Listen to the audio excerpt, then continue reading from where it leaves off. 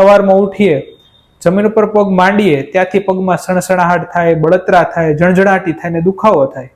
Report પણ પાછો normal હોય છે. MRI નો રિપોર્ટ નોર્મલ છે, તેમ છતાં સાયટિકાનો દુખાવો કેમ નથી જતો? ઘણા મિત્રોના સવાલ હોય છે કે અમે MRI નો રિપોર્ટ કરાવીએ છીએ તો અમારી ગાદી બિલકુલ સરસ છે, ગાદીમાં કઈ ઘસારો નથી, ગાદીમાં કઈ હર્નિએશન નથી, એટલે ગાદી ખસી પણ નથી, તેમ છતાં કેમ સાયટિકાનો દુખાવો રહે છે?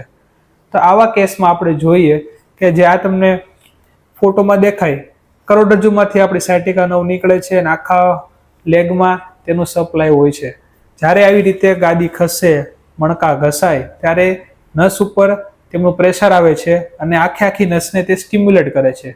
આવા કેસમાં MRI ના રિપોર્ટમાં હર્નિએટેડ ડિસ્ક નામનું ડાયગ્નોસિસ આપણે જોવા મળે છે, જેના કારણે ખરેખરમાં સાયટિકા નસ ઉપર દબાણ થઈને સાયટિકાનો પ્રોબ્લેમ થાય છે.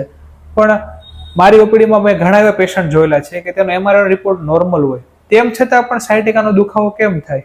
સવારમાં ઉઠીએ, જમીન ઉપર પગ માંડીએ ત્યાંથી પગમાં સણસણાહટ થાય, બળતરા થાય, જણજણાટી થાય ને દુખાવો થાય. રિપોર્ટ પણ પાછો નોર્મલ હોય છે. તો આવી કન્ડિશનમાં શું વિચારી શકાય? આયુર્વેદ મુજબ આપણે સમજીએ તો આવી કન્ડિશનમાં વાયુની દુષ્ટિ એટલે કે વાયુનું બગડવું જનરલી અમે ડાયગ્નોસ કરતા હોય છે.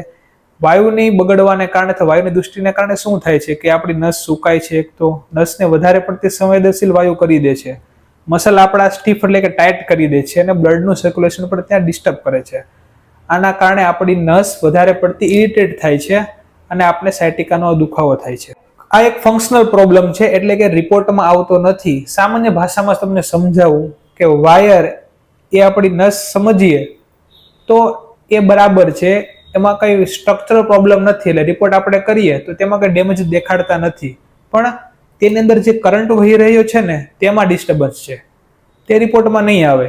એટલે તમારો પેનનો સિગ્નલ ચાલુ રહેશે ભલે રિપોર્ટ નોર્મલ હોય. તેમ છતાં ઘણા લોકો વર્ષો સુધી સાયટિકામાં દુખાવાની માત્ર દવા લે છે, થોડો ટાઈમ રિલીફ રહે છે, ફરી દુખાવો ચાલુ ને ચાલુ જ રહે છે. આપણે આયુર્વેદ સારવાર વિશે વાત કરીએ તો આયુર્વેદમાં અપ્રોચ આખો અલગ છે. આપણે આયુર્વેદ અનુસાર વાયુની ટ્રીટમેન્ટ આ રોગમાં જનરલી કરતા હોઈએ છીએ. તેમાં દર્દીને માલિશ અભ્યંગ કરીએ છીએ, શેક આપીએ છીએ, બસ્તી, કટી બસ્તી, માત્રા બસ્તી નામની વિવિધ પ્રકારની બસ્તી નામની પંચકર્મની સારવાર પેશન્ટને સજેસ્ટ કરતા હોઈએ છીએ. સાથે સાથે તેની રોગ અને તેની તાસીર અનુસાર આપણે ડાયટ પ્લાન સજેસ્ટ કરીએ છીએ અને સામાન્ય થોડી એક્સરસાઇઝ પેશન્ટને જણાવતા હોઈએ છીએ, જેનાથી તેને જડબુડમાંથી રાહત મળે છે. એક સામાન્ય ટિપ્સ આપું કે જો તમને આ પ્રોબ્લેમ હોય તો તમે તલના તેલની માલિશ કરી શકો છો, પણ જો લાંબા સમયથી વધુ પડતી તકલીફ હોય તો ખાલી માલિશથી રાહત નહીં થાય. તેના માટે તેનું મૂળભૂત કારણ જાણીને પ્રોપર ડાયગ્નોસિસ કરીને ટ્રીટમેન્ટ કરવી વધુ હિતાવહ છે.